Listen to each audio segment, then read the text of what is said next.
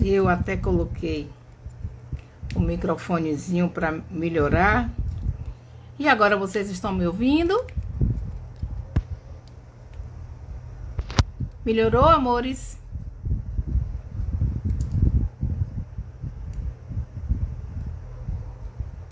Ainda tá mudo? Ah, estão ouvindo já? Oh, que pena. Vocês não ouviram a oração, não foi? Que bom. Mas pelo menos estão me ouvindo agora. É? Muito obrigada, Cássia. Obrigada, Rai. Muito bem. Agora vocês estão ouvindo, né? Ok. Alguma coisa aconteceu aqui. Não sei se eu estava com o microfone baixo, mas ele já está no máximo. E aí a gente consegue realizar a nossa atividade. Tá? O importante é que agora vocês estão me ouvindo bem. Tá ok? Que o Mestre Jesus abençoe a todos vocês. Obrigado por estarem conosco, tá? E vamos dar sequência ao nosso trabalho, tá ok? O nosso trabalho de hoje, ele tem sobre o tema evolução e destino, tá certo? Boa noite, Késia, seja bem-vinda. Boa noite, Ivone. Eu gostaria de começar dizendo a vocês o seguinte, que a doutrina espírita, para a doutrina espírita não há destino, não há predestinação, não há sorte, não há azar, não há acaso, também não tem coincidência, né? O futuro é construído por nós todos os dias, através de pensamentos, através de ações. O espírito e o seu grupo cultural, ou seja, aquele que ele escolheu para conviver com ele, a família, escolhem e determinam os seus caminhos, né? Exercitando dessa maneira uma característica indissociável de um ser inteligente que é o livre-arbítrio. Mas, Cida, como é que funciona isso? A gente sabe perfeitamente que o espírito realiza a sua encarnação de forma consciente. Inclusive, né, ele traça o seu próprio plano geral para a sua existência, que vai se iniciar no corpo físico. Então, o espírito, quando ele faz essa escolha, né, o espírito reencarnante, ele faz de acordo com as suas limitações. E, dessa maneira, ele será mais ou menos auxiliado por espíritos com mais conhecimento, com os quais ele tem afinidade. No caso, o seu anjo guardião também. Em todo esse mês de abril, nós falamos, né, e trabalhamos sobre a tutela do livro, que nos traz uma visão muito ampla do mundo espiritual, né, da vida no plano espiritual, e nos relata de uma forma clara vários aspectos do espírito quando ele está, né, fora do corpo físico. E esse livro, né, chamado Evolução em Dois Mundos, ele traz na sua introdução algo muito interessante. Ele nos traz a missão do espírito André Luiz. E eu gostaria de dividir com vocês, porque eu achei pertinente a forma como Emmanuel relata a missão de André Luiz. E ele diz o seguinte, que a missão de André Luiz é, pois, a de revelar os tesouros que somos herdeiros felizes na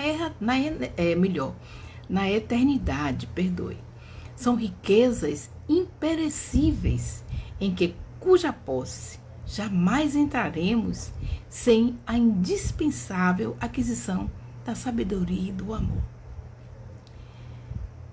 O tema do nosso trabalho de hoje, que é evolução e destino, ele nos relata, né, que está lá no livro Evolução em Dois Mundos, na segunda parte do livro, lá no capítulo 18, e ele é um texto bem interessante, um texto suave, inclusive muito lindo, né, que quando me foi direcionado para realizar esse trabalho, me foi dito assim com muito carinho por alguém que eu gosto muito, e diz, olha, o texto é muito lindo, vale muito a pena esse trabalho. Então, algumas pessoas trabalharam conosco no mês de abril e falaram sobre vários aspectos da evolução do espírito, né? Falamos de alma e reencarnação, e assim, foram trabalhos belíssimos. Mas a evolução e destino, ele fala de nós de uma forma especial, porque retrata exatamente a nossa existência e o nosso crescimento enquanto espírito. E todos os aspectos que exatamente a gente vai ver no desenrolar desse trabalho. E eu espero, né, que esse trabalho seja bom para vocês também, quanto foi bom para mim. Ok? O texto Evolução e Destino, ele traz algumas perguntas e respostas exatamente sobre a questão da vivência do ser espiritual. E ele diz o seguinte, a primeira pergunta que é trazida pelo espírito André Luiz, que está sob a psicografia de Chico Xavier e Divaldo Vieira. E olha que questionamento interessante o texto traz logo de início. Ele pergunta se o mal está determinado no conteúdo do nosso destino. Ou seja, se o mal já vem planejado para a gente como um pacote pronto. E aí a resposta é exatamente essa, que ninguém está destinado ao mal, porque semelhante posição interrogaria os fundamentos do bem eterno, sobre os quais se levantam as obras de Deus. E ele esclarece que o espírito, né, renascente no berço terrestre, ele traz consigo a provação expiatória a que deve ser conduzido, ou também uma tarefa redentora que ele próprio escolheu, uma vez que, como a gente falou anteriormente, é o ser espiritual que escolhe e quem faz o seu planejamento para essa existência, ou seja, para a existência que ele vai emergir em um corpo físico.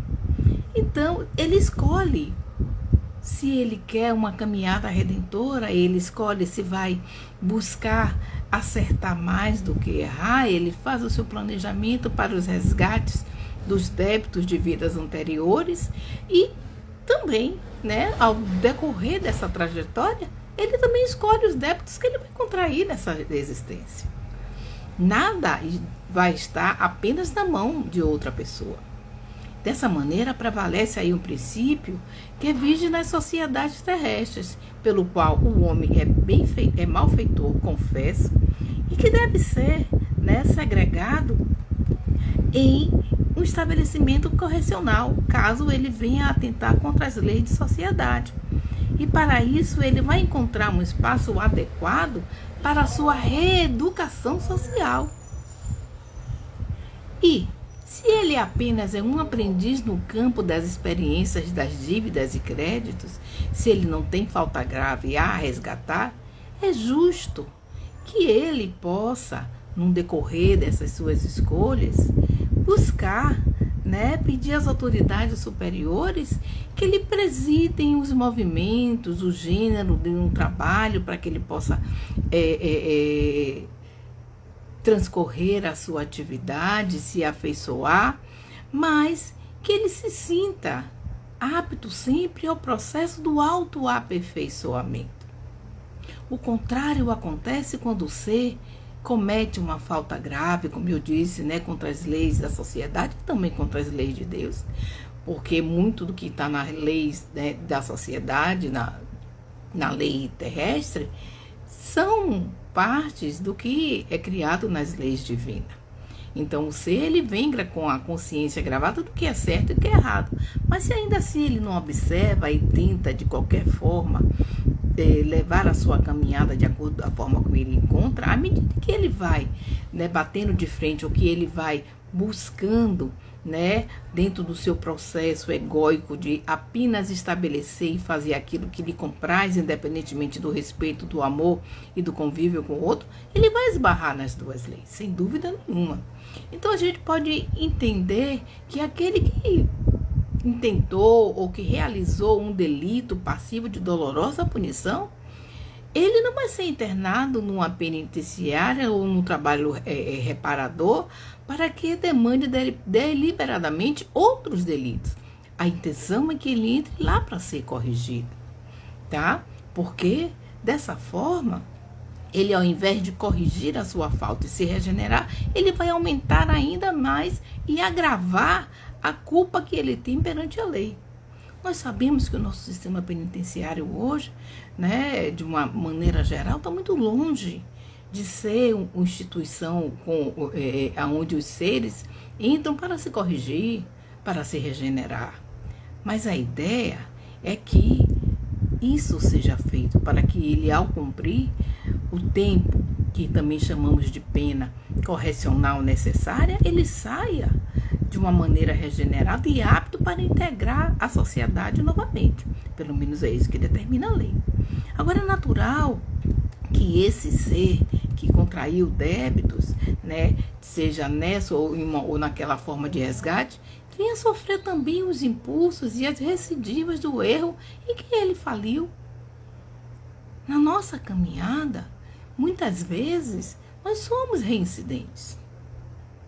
Eu costumo dizer que todos nós somos alunos da escola de Deus e repetentes nela, mas Deus não deixa nenhum de nós sem o processo, né, do estudo para o aprendizado, evolução e também correção das nossas falhas, porque é aprendendo que a gente corrige.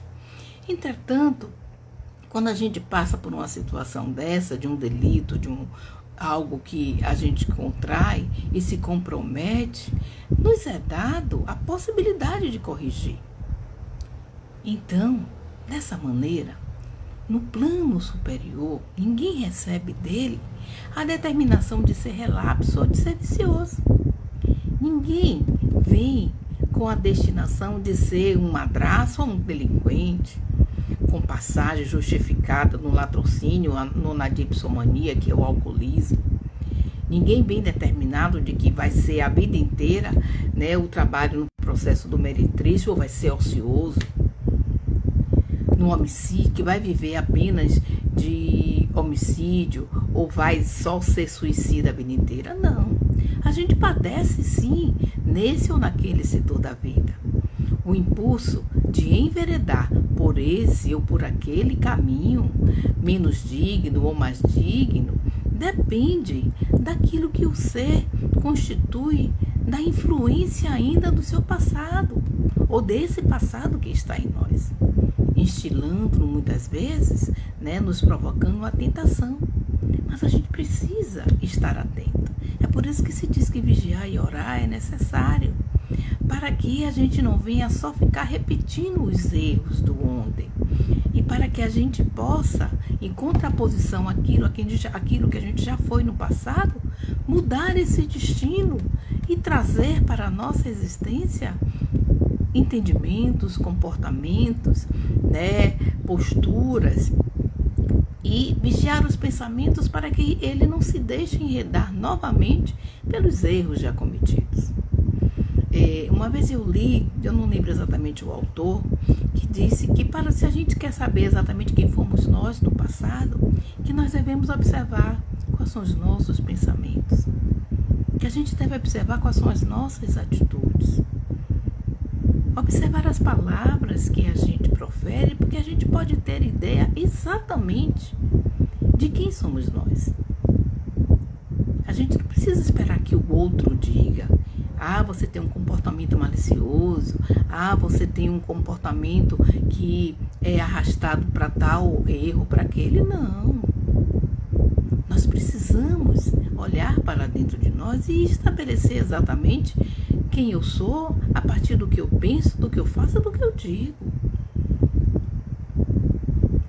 Se nós fizermos assim, a gente vai ter ideia e perceber qual é a nossa linha de pensamento. Nós vamos ter noção de qual é a nossa linha de atuação. E se nós notarmos que essa linha de atuação, esse nosso comportamento, ele está beirando a algo que não está correto dentro daquilo que a sociedade pede e principalmente dentro daquilo que está registrado como os ensinamentos do Cristo, a gente deve ficar atento, pedir ajuda se necessário. E a gente deve prestar atenção aos nossos comportamentos e sempre estar vigiando, orar pedindo ajuda. se necessário, buscar uma ajuda profissional para que a gente não venha reincidir nesses erros. Porque o que a gente pensa, fala e faz diz muito sobre o que a gente é e sobre as reminiscências nossas de vidas passadas. Muitas vezes nós nos deixamos arrastar por determinados comportamentos por várias existências. E o Pai Criador, nessa bondade, nesse planejamento reencarnatório que nós fazemos, porque não é feito ali a nossa vontade, a gente tem a oportunidade de pedir para corrigir esses erros, mas ter o firme propósito de executar isso. E às vezes a gente não faz. Então, meus amores, existe também essa situação que o próprio André Luiz nos traz, que ele nos sinaliza para que a gente esteja atento, né, num processo de contraposição ao que nós fomos e ao que nós queremos ser. Uma outra pergunta muito interessante que o texto traz para a gente é o seguinte: qual é a relação percentual de tempo existente entre os estágios que o espírito de elevação mediana vive encarnado e como desencarnado? Olha que pergunta bem interessante. A relação percentual de tempo existente entre o processo em que você está encarnado e desencarnado para um espírito de elevação mediana, ou seja, um espírito que já saiu do processo primitivo, que vem se trabalhando, que vem se esforçando para evoluir espiritualmente. E olha o que eles respondem. A percentagem de tempo no plano espiritual para as criaturas de evolução mediana varia com o grau de aproveitamento do tempo no estágio recente que desfrutaram no corpo físico. Ou seja, essa informação ela é bem importante para que a gente possa perceber o quanto é importante essa nossa encarnação. E, acima de tudo, o quanto é importante que nós aproveitemos ela de maneira positiva para a nossa evolução espiritual, para o nosso crescimento. Porque isso vai fazer diferença quando a gente chegar no plano espiritual. E isso, sem dúvida nenhuma, irá, ser levado em conta para o nosso processo de aproveitamento quando estivermos no plano espiritual. O local onde nós vamos nos dirigir, o grupo, a família sobre o qual nós vamos integrar, o grupo de estudo que a gente vai se alocar, porque lá sim a gente também vai estudar. Lá também a gente vai ter um grupo familiar para estar vinculado, para poder exercitar esse processo de evolução que lá continua a acontecer. A melhor forma de aprendizado, a gente tem enquanto está aqui na carne, porque a gente está não só evoluindo, mas resgatando os débitos. A gente está aproveitando esse tempo para nos harmonizar e seguirmos aprendendo com aqueles com quem a gente já conviveu anteriormente. Mas, acima de tudo, esse tempo que a gente leva aqui, se ele for muito bem aproveitado, no processo do estudo, no processo da vida digna, no processo da vida em comunidade, no processo do aprendizado, da prática do bem, da caridade, das doces virtudes, irão sim, sem dúvida nenhuma, ser fundamentais para o nosso planejamento quando chegarmos lá no plano espiritual. Então eles dizem que quanto mais vasta a provisão de conhecimento e maior a aquisição de virtudes por parte do espírito, mais largo será o processo em que nós iremos desfrutar na esfera superior, para a obtenção dos mais nobres recursos para a mais alta ascensão. Então vamos arregaçar as mangas, vamos nos esforçar mais ainda do que nós já nos esforçamos. Vamos buscar aproveitar da melhor forma o nosso tempo para que essa encarnação ela possa valer muito mais a pena do que a gente imagina. E aí vem uma outra pergunta bem interessante, que é o seguinte: se a gente poderia identificar algum elo da evolução que existe no plano extrafísico e que é desconhecido na Terra? Bem interessante essa pergunta, E aí André Luiz responde o seguinte: além do plano físico, a investigação humana encontrará material valioso de observação para elucidar os variados problemas concernentes à evolução do ser. E aí ele diz mais. Ainda na atualidade, os instrutores espirituais intervêm na melhoria das formas evolutivas inferiores nas quais o princípio inteligente estagia. E aí a gente percebe que o plano superior nos auxilia o tempo todo. A gente percebe que existem muitas questões, e muitas situações que a gente não tem noção do quanto o trabalho do mundo espiritual é importante para a gente aqui na Terra. E que eles são incansáveis em buscar para nós todos os recursos, todo o auxílio para que a gente possa, de fato, evoluir espiritualmente. E os espíritos dizem sim, que todos os campos da natureza contam com agentes da sabedoria divina para a formação e expansão dos valores evolutivos. Então a gente percebe que os espíritos superiores trabalham incansavelmente. A gente acha que trabalha muito aqui. A gente acha que a jornada nossa é árdua, e muitas vezes né? Mas imagine o trabalho desses espíritos, planejando, arquitetando, realizando, providenciando tudo para que a gente não perca nenhuma oportunidade que nos é dada, porque a escolha é nossa, mas eles colocam tudo de uma forma para que a gente possa fazer as melhores escolhas para o nosso processo, de consciência, de expansão da consciência e aproveitamento desse tempo que nos é dado aqui. Olha outra questão bem interessante que o livro nos traz, Eles perguntam o seguinte, que dentre todos os animais superiores, abaixo do homem, qual é o detentor das mais dilatadas ideias fragmentos? Ou seja, eles estão falando de animais, abaixo do homem.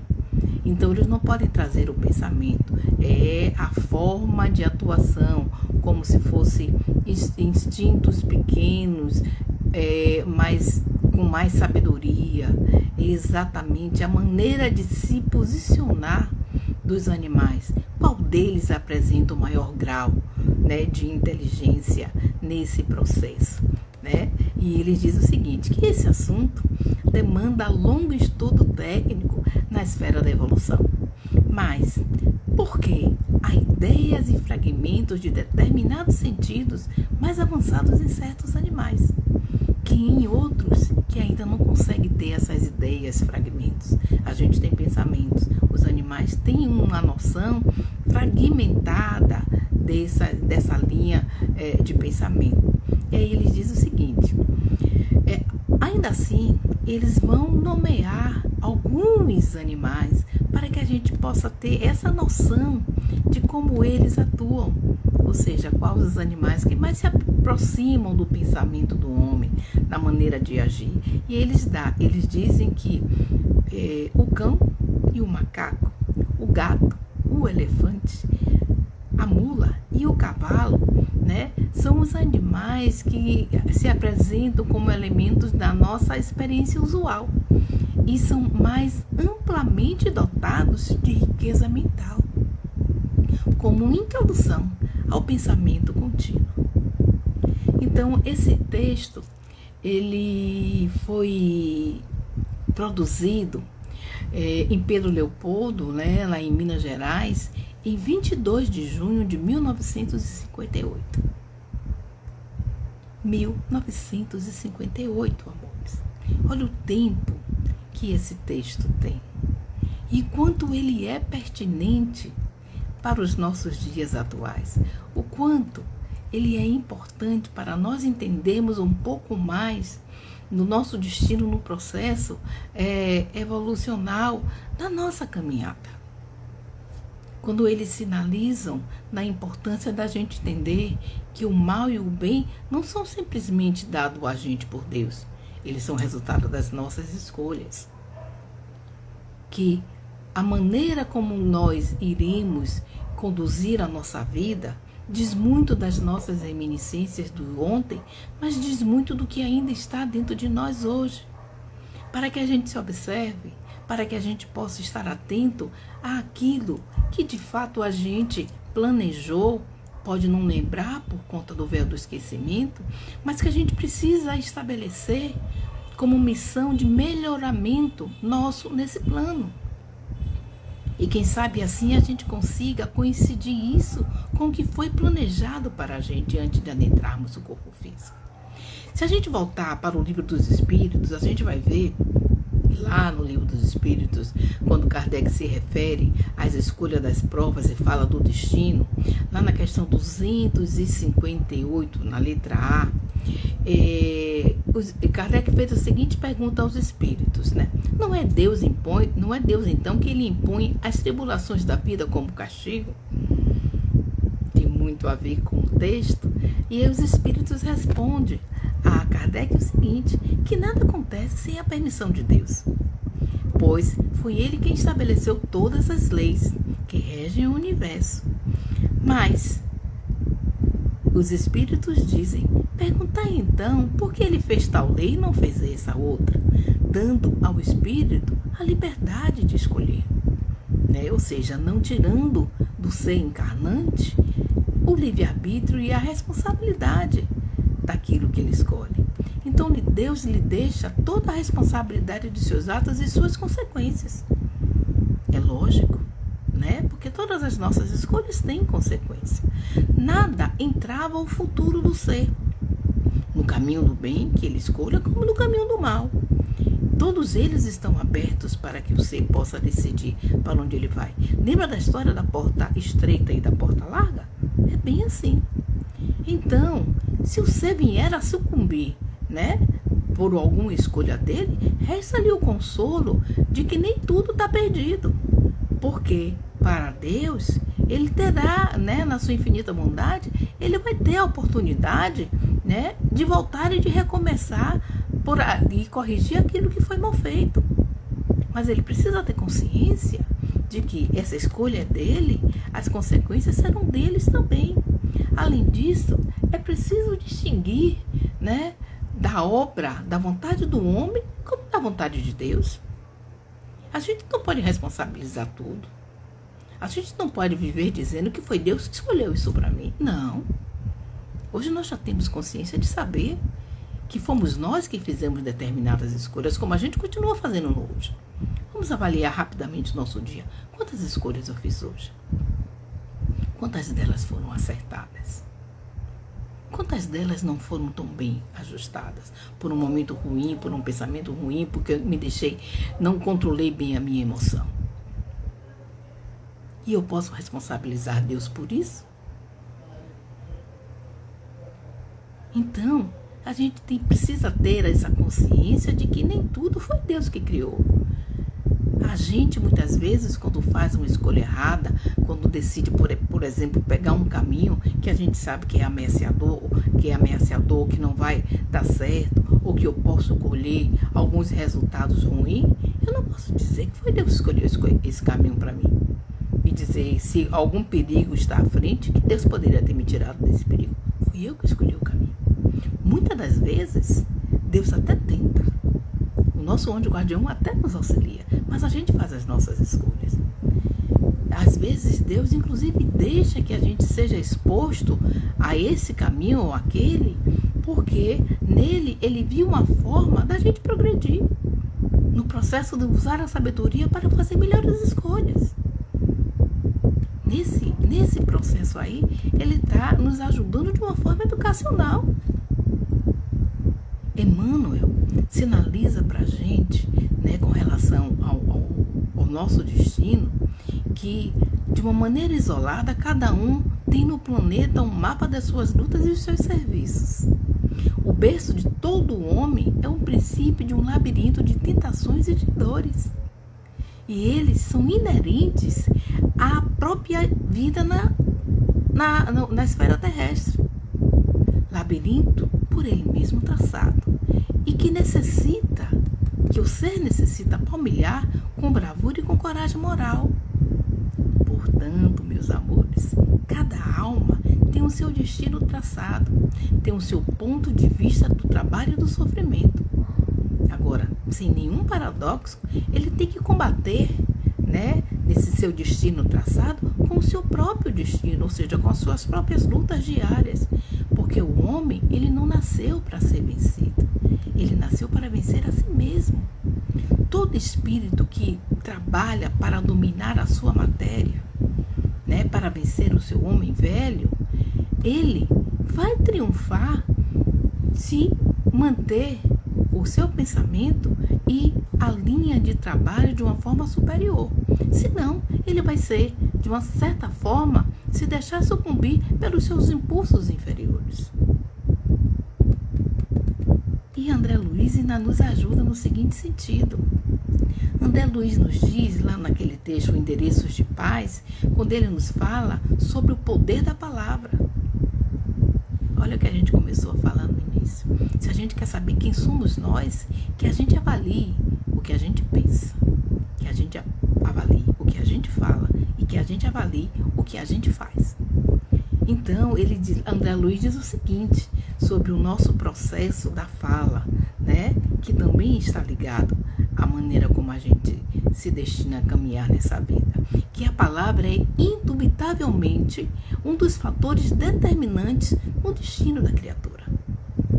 E sinaliza vários aspectos dizendo o seguinte, que se a gente fala de maneira ponderada, significa que isso está favorecendo ao nosso juízo. Se a gente fala de maneira leviana, que isso vai descortinar sem dúvida na gente sinais de imprudência. Ele sinaliza também que se a gente fala de maneira alegre, a gente vai viver por essa vida espalhando o otimismo. E o inverso é verdadeiramente real.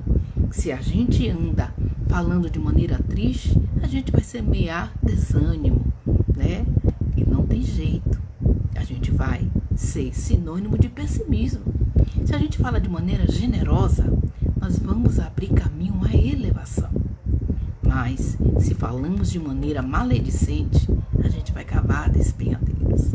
Se a gente fala de maneira atrevida, a gente pode trazer a perturbação para o nosso redor.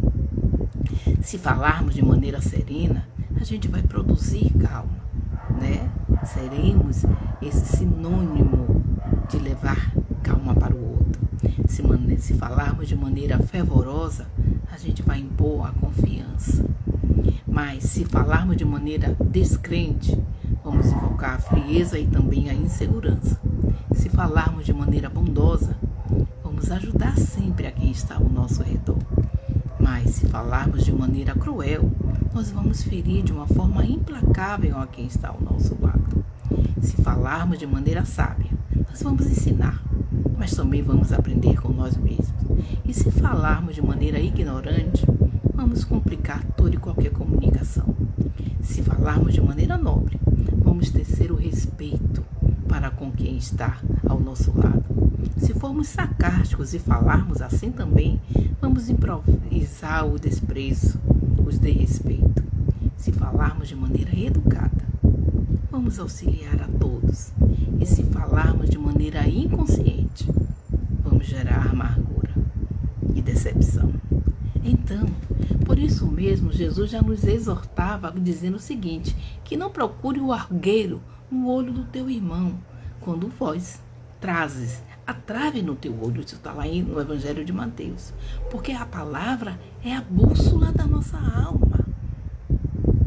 É um retrato daquilo que tem dentro de nós.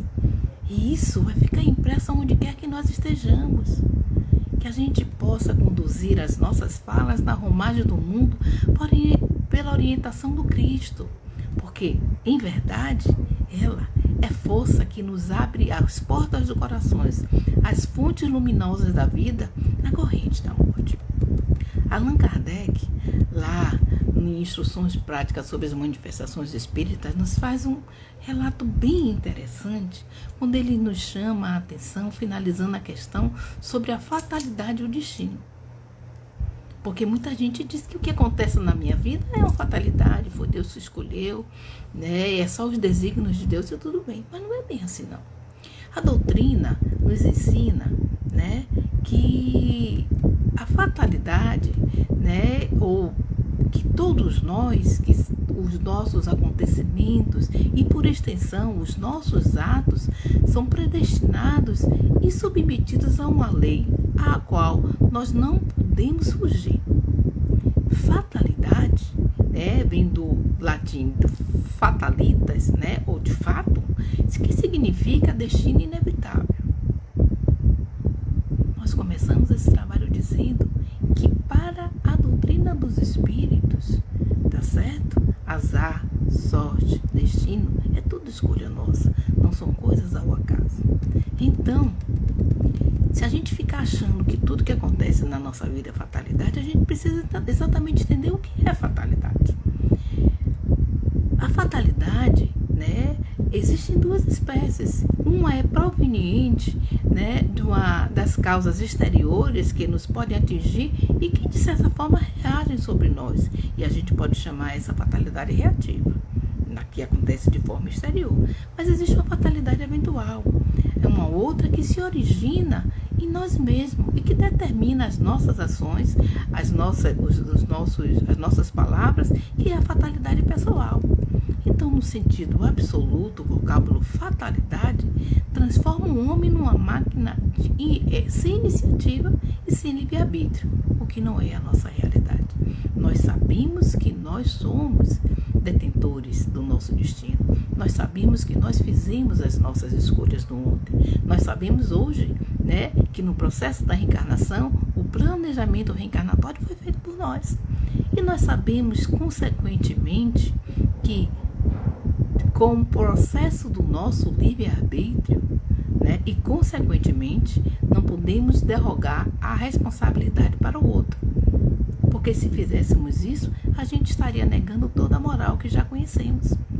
A doutrina espírita, né, nos deixa muito bem claro que, escolhendo ser a sua nova existência, quando ele está para reencarnar, essa prática é um exercício de liberdade que é dado a ele. Ele escolhe por o que ele quer passar, a família com que ele vai conviver, a forma como ele vai reencarnar, a condição social que ele vai reencarnar, e com tudo isso ele vai ter o pacote pronto da sua existência. Os acontecimentos da vida são a consequência da escolha e estão em relação com a posição social nossa dessa existência. Nós não podemos dizer que caímos da família errada. Nós não podemos dizer que escolhemos ser ricos e somos pobres, ou ao contrário. A gente não pode dizer que não escolheu esse ou aquele corpo. A gente não pode dizer que não escolheu vir com esse gênero ou com esse sexo. Não. Tudo foi devidamente planejado e detalhado. A gente pode não lembrar, mas nós não fomos jogados aqui de paraquedas de uma forma sem programação, sem destino, nem sem saber o que a gente gostaria de vir fazer aqui, não. Dessa maneira, nós somos responsáveis pelo nosso destino, porque somos nós que fazemos as nossas escolhas. Se o espírito deveria renascer em uma condição servil, o meio ao qual ele vai se achar criará os acontecimentos necessários e diversos do que se lhe apresentariam se ele fosse rico ou poderoso. Portanto, eu posso até querer hoje, mas eu não posso dizer que eu não escolhi vir com essa condição para essa vida. Mas eu posso transformar a minha jornada, a depender do meu esforço, a depender das minhas faculdades, daquilo que eu estabelecer como processo de superação para alcançar. Se alguém chegar nessa vida limitado, com limitações físicas, com limitações intelectuais, a depender da força desse espírito, ele pode avançar em muito, superar em muito as suas dificuldades. Eu lembro, semana passada, eu estava falando exatamente em um grupo de estudo sobre a questão das Paralimpíadas, que é um exemplo de superação para todos aqueles que estão lá exercitando, né, o seu exercício de vencer a ele mesmo, porque ninguém está lá para vencer o outro. todos vão com as suas limitações, com as suas condições, mas lá todos eles são vencedores. Então, seja qual for a condição que eu esteja nessa vida, se eu quiser superar ela e me tornar um ser melhor de maneira digna, eu posso trabalhar, eu posso me esforçar e conseguir algo mais. Não estou dizendo que ninguém vai se tornar milionário da noite para o dia. E essa não é a ideia, porque a gente sabe perfeitamente que o importante não são só os bens materiais. Mas a gente precisa estar atento, porque essas são escolhas nossas. Então, meus amores, que a gente possa fazer melhor as nossas escolhas, que a gente possa estar atento a tudo aquilo que a gente elege como possibilidade para a evolução. Se eu posso estudar para angariar mais conhecimentos, se eu posso trabalhar para poder, de maneira digna, alcançar tudo aquilo que eu quero, que eu faça isso, mas com respeito, com dignidade, sem pisar em ninguém, sem contrair novos débitos, sem utilizar de artifícios que não sejam dignos e que não sejam morais, para que eu possa me orgulhar disso. Porque a gente pode sim, né, se orgulhar dos nossos bons feitos, do caminho do bem, né, do caminho lícito. Tudo isso é possível, são escolhas nossas.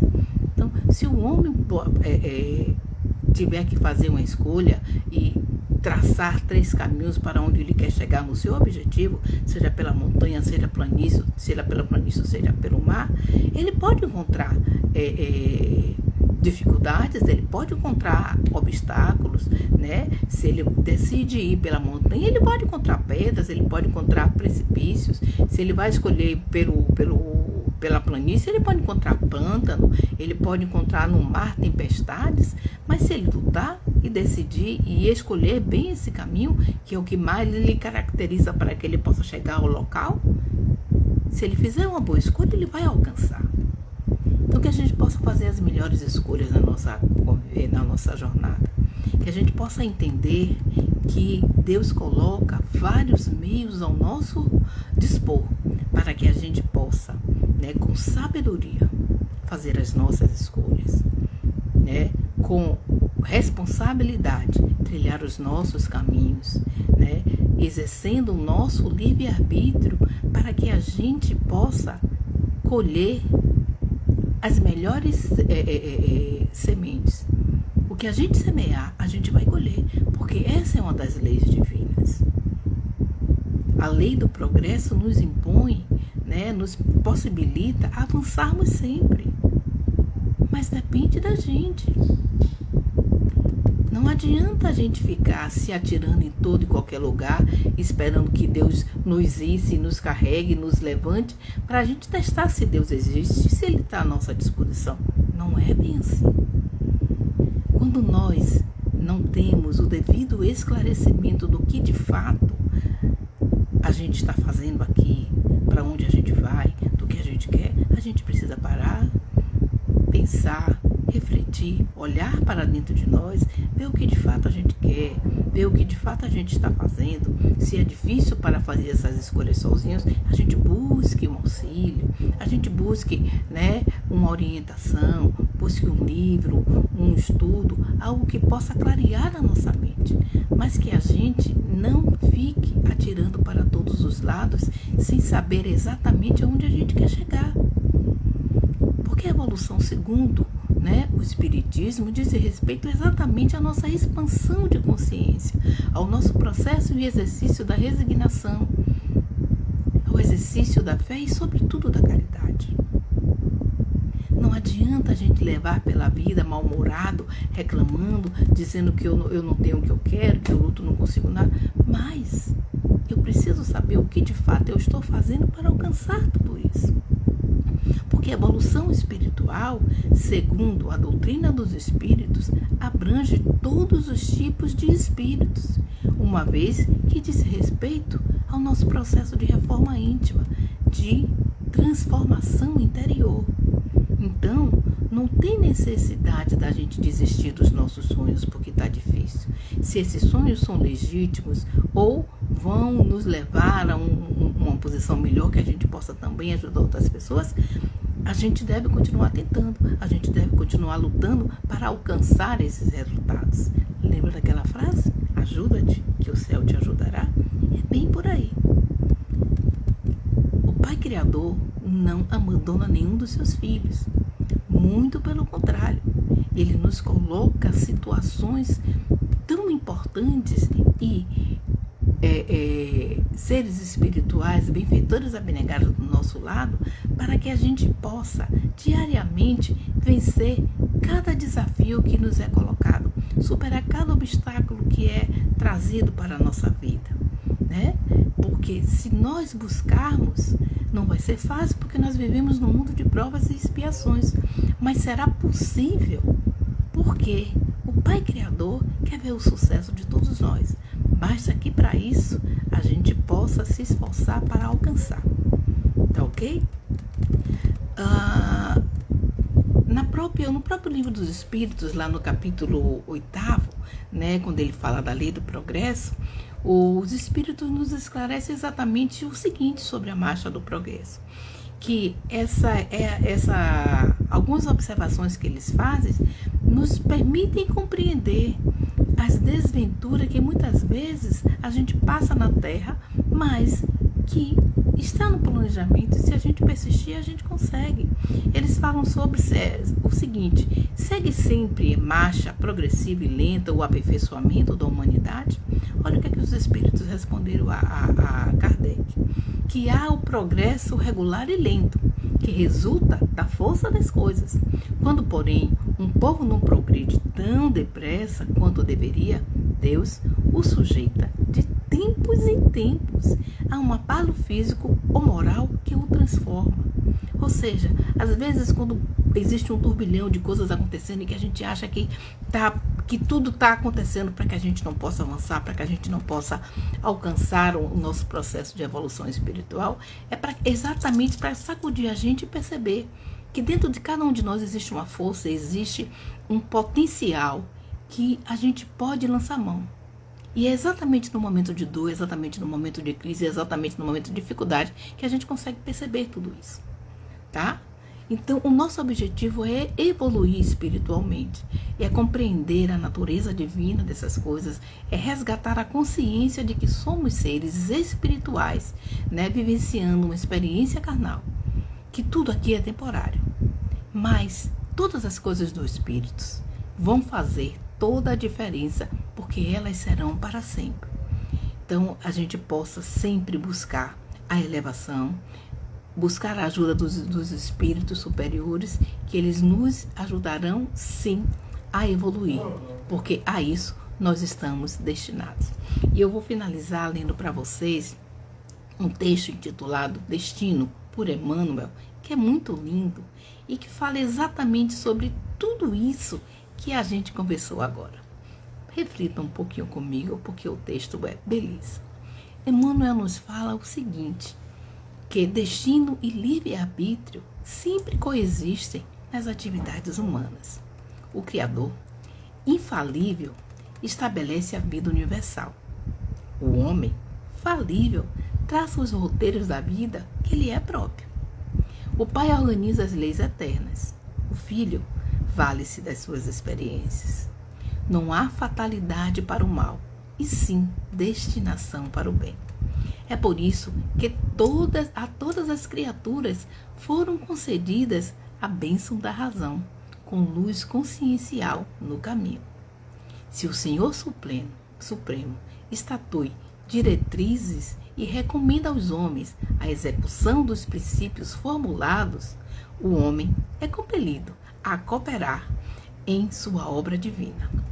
A desobediência da alma aos supremos desígnios procedem às desarmonias do serviço universal. E quanto maior a expressão de entendimento no espírito rebelde, mais agravo da responsabilidade caracteriza a intervenção indébita do colaborador humano que abusa da magnanimidade das leis divinas. Quanto maior a capacidade de discernimento, mais vasto o seu débito. Que a alma encarnada, pois, compreenda o transcendentalismo das divinas concessões e desempenhe os deveres que lhe competem no caminho diário. Ninguém fugirá ao doloroso trabalho individual de recomposição dos elos quebrados na corrente da universal harmonia. Cada devedor será defrontado pela própria dívida, agora ou mais tarde, atentos à realidade de que nem todas as sementes produzem fruto dentro de alguns dias ou de algumas semanas. Se os minúsculos grãos de vida dos legumes oferecem resultados em alguns dias, plantas existem que só fornecem a multiplicação de valores no curso de longos anos. Assim, nossos atos e compromissos nem todos propiciam um efeito sem tempo breve. Daí, a necessidade dos indivíduos e dos agrupamentos quanto à real observação da vigilância no ciclo de si mesmo. O Pai concede a bênção da oportunidade, mas ao filho encontra-se afeta a cooperação. Há, portanto, leis que regem a vida e, consequentemente, destinação de homens e coletividade a essa ou aquelas tarefas, a esse ou aquele trabalho das edificações da experiência humana. Entretanto, nesse campo, permanece um homem colaborador de Deus com a sua capacidade de execução e também de influenciação ou de interferência. Que todos nós, portanto, usando os sagrados dons da liberdade interior, colaboremos com o Pai no maior engrandecimento da sua obra, a fim de que, nos esplendores da manhã do futuro, venhamos a integrar fileiras de servidores fiéis a caminho da justa e real glorificação da eternidade. Emmanuel, pela psicografia de Francisco Cândido Xavier. Que Deus nos abençoe, que Ele nos fortaleça, que Ele nos dê sabedoria divina para que possamos fazer as melhores escolhas, que a gente possa sempre estar intuído pelo bem, pelo amor, pela caridade, porque assim não restará nenhuma dúvida de que nós venceremos, de que nós avançaremos ao destino melhor da nossa existência, angariarmos dos nossos projetos evolutivos os melhores resultados, porque assim o Cristo o quer, e assim Ele nos favorece todos os dias com novos recomeços e novas oportunidades de termos o nosso destino espiritual melhor possível. Que Deus nos abençoe. Vamos fazer a nossa oração. Agradeço a vocês por estarem conosco nessa sexta-feira, pela paciência de estarem aqui comigo, de me ouvir. Agradeço a vocês a cada carinho, a cada frase. E eu sou grata por poder aprender cada vez mais. Viu? Então que o Mestre Divino nos abençoe. Que o Cristo Jesus se apiede de nós nos nossos equívocos. Que Ele ilumine as nossas consciências. Que abençoe a nossa caminhada. Que os bons espíritos que estão a nos rodear sempre encontrem em nós a sintonia necessária para nos dar os melhores conselhos e nos alcançar com as melhores intuições, para que possamos sempre, na escola da vida, plantar as melhores sementes para colher com aqueles que nos são caros.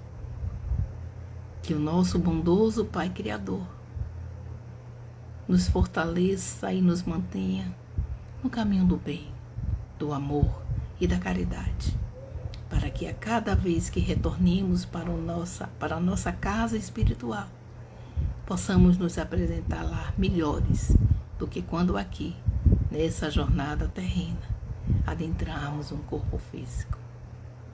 Que a misericórdia divina nos alcance hoje, agora e sempre. Que assim seja. Obrigada, meus amores. Coisa boa estar com vocês, viu? Que Deus abençoe a cada um de vocês. Lhe dê uma noite tranquila, de sono reparador. Que o final de semana seja lindo, harmônico, produtivo, exitoso, feliz. É o que eu desejo para vocês. Tá bom? Um beijo grande no coração de cada um de vocês. Gratidão.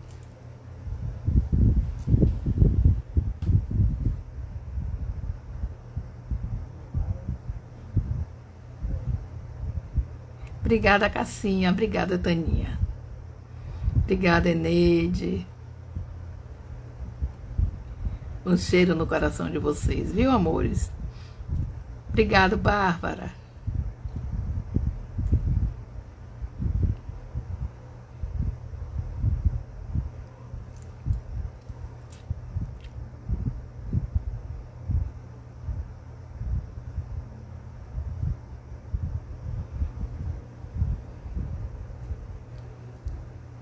Um beijo, meus amores.